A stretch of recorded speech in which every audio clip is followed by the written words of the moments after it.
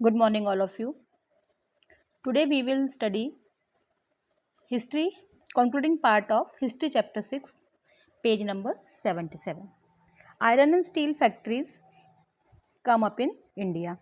The year was 1904. In the hot month of April, Charles Wade, an American geologist, and Dorabji Tata, the eldest son of Jamshedji Tata, were traveling in Chhattisgarh in search of iron ore deposits. They had spent many months on a costly venture looking for sources of good iron ore to set up a modern iron and steel plant in India. Jamshedji Tata had decided to spend a large part of his fortune to build a big iron and steel industry in India. But this could not be done without identifying the source of fine quality iron ore. Year 1904 के अप्रैल के महीने में एक American geologist Charles weld और जमशेदजी टाटा के बड़े बेटे Dorabji Tata iron ore deposits की तलाश में छत्तीसगढ़ में घूम रहे थे। वे इंडिया में एक modern iron and steel plant start करने के लिए गुड आयरन ओर की सर्च में काफ़ी समय से घूम रहे थे। जमशेदजी टाटा इंडिया में एक बड़ा आयरन एंड स्टील प्लांट लगाने के लिए काफ़ी सारा धन खर्च करने को तैयार थे, लेकिन एक अच्छी क्वालिटी के आयरन ओर के बिना यह पॉसिबल नहीं था।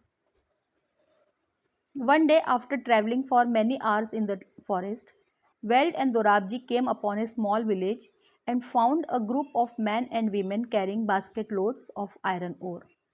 These people were the Agariyas. When asked where they had found the iron ore, the Agariyas pointed to a hill in the distance. Weld and Dorabji reached the hill after an exhausting trek through dense forest.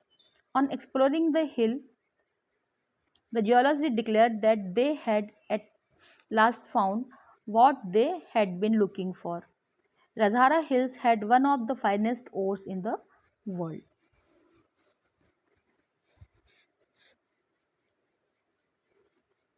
एक दिन कई घंटे forest में घूमने के बाद weld और दोराबजी एक छोटे से गांव में पहुंचे, जहां कुछ आदमी और औरतें बास्केट में भरकर आयरन ओर ला रहे थे। ये अगरिया कम्युनिटी के लोग थे। आयरन ओर के बारे में पूछने पर उन्होंने बताया कि वे दूर पहाड़ी से लेकर आ रहे हैं। वेल्ड और दोराबजी डेंस फॉरेस्ट में से होते हुए काफ़ी समय बाद थककर उस पहाड़ी पर पहुंचे।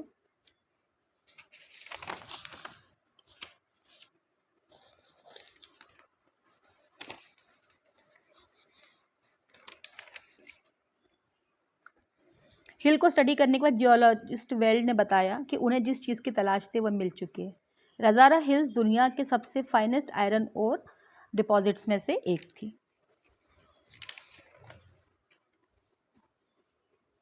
But there was a problem. The region was dry and water necessary for running the factory was not to be found nearby. The Tatas had to continue their search for a more suitable place to set up their factory. However, the Agariyas helped in the discovery of a source of iron ore that would later supply the Bhilai steel plant. लेकिन यहाँ एक problem थी कि यह एक dry region था और factory चलाने के लिए आसपास कहीं पानी नहीं था। फैक्ट्री लगाने के लिए सूटेबल प्लेस की खोज जारी रही। अगरियाज ने ही आयरन ओर के और डिपॉजिट्स खोजने में टाटा की हेल्प की, जहां से बाद में भिलाई स्टील प्लांट को आयरन ओर की सप्लाई की गई।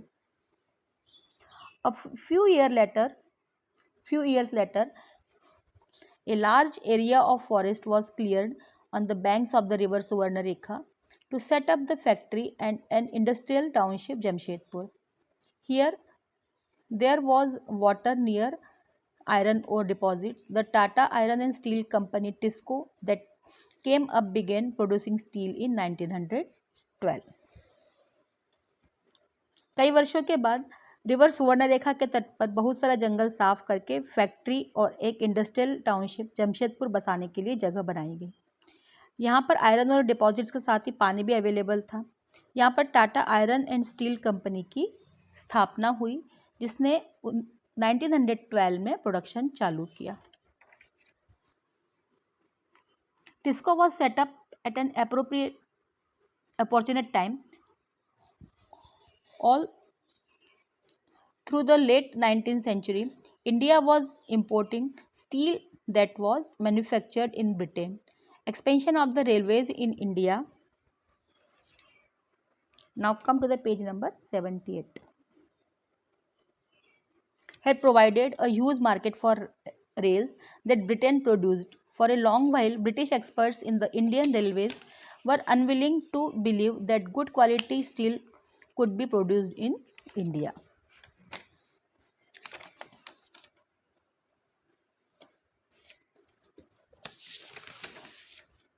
टिस्को की स्थापना एक सही समय पर हुई थी। 19वीं सेंचुरी से इंडिया ब्रिटेन में बने स्टील को इंपोर्ट कर रहा था। इंडिया में रेलवे के इंस्पेक्शन की वजह से ब्रिटेन में बनी रेल की पटरियों की बड़ी डिमांड थी।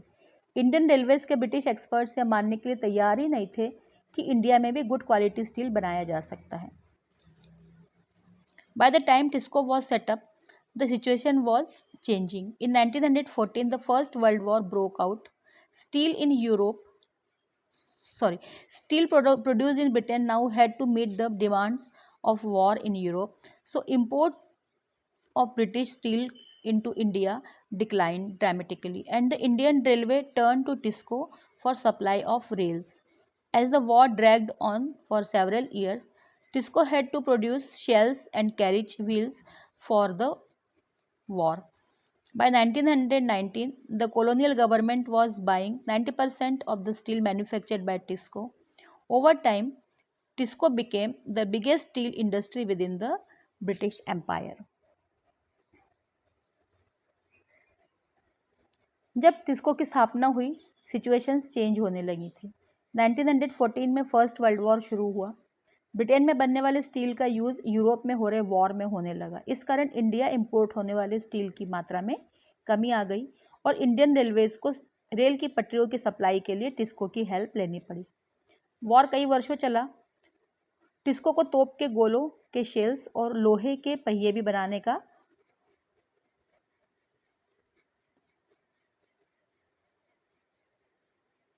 काम भी मिल गया। 1919 तक टिस्को में बनने वाले 90% स्टील को कॉलोनियल गवर्नमेंट खरीद लेती थी। धीरे धीरे टिस्को ब्रिटिश एम्पायर की सबसे बड़ी स्टील कंपनी बन गई। In the case of iron and steel, as the case of cotton textile, industrial expansion occurred only when British import into India declined and the market for Indian. Now come to the page number 79. Industrial goods increased. This happened during the First World War and after. As the nationalist movement developed and the industrial class became stronger, the demand for government protection became louder. Struggling to retain its control over India, the British government had to concede many of these demands in the last decades of colonial rule. Iron और steel और cotton textile case में industrial expansion तभी शुरू हुआ जब India में British import कम होने लगा था और इंडियन इंडस्ट्रियल गुड्स की डिमांड में बढ़ोतरी होने लगी थी। यह फर्स्ट वर्ल्ड वॉर के समय और उसके बाद का समय था। जैसे जैसे नेशनलिस्ट मूवमेंट डेवलप हुआ, इंडस्ट्रियल क्लास ताकतवर होता चला गया। लोकल इंडस्ट्रीज़ के लिए गवर्नमेंट प्रोटेक्शन की डिमांड लाउड होती चली गई। इंडिया पर अपना कंट्रोल बनाए रखने के लिए ब्रिटिश गवर्नमेंट को कॉलोनियल रूल के लास्ट डिकेड्स में कई सारी डिमांड्स माननी पड़ी थी।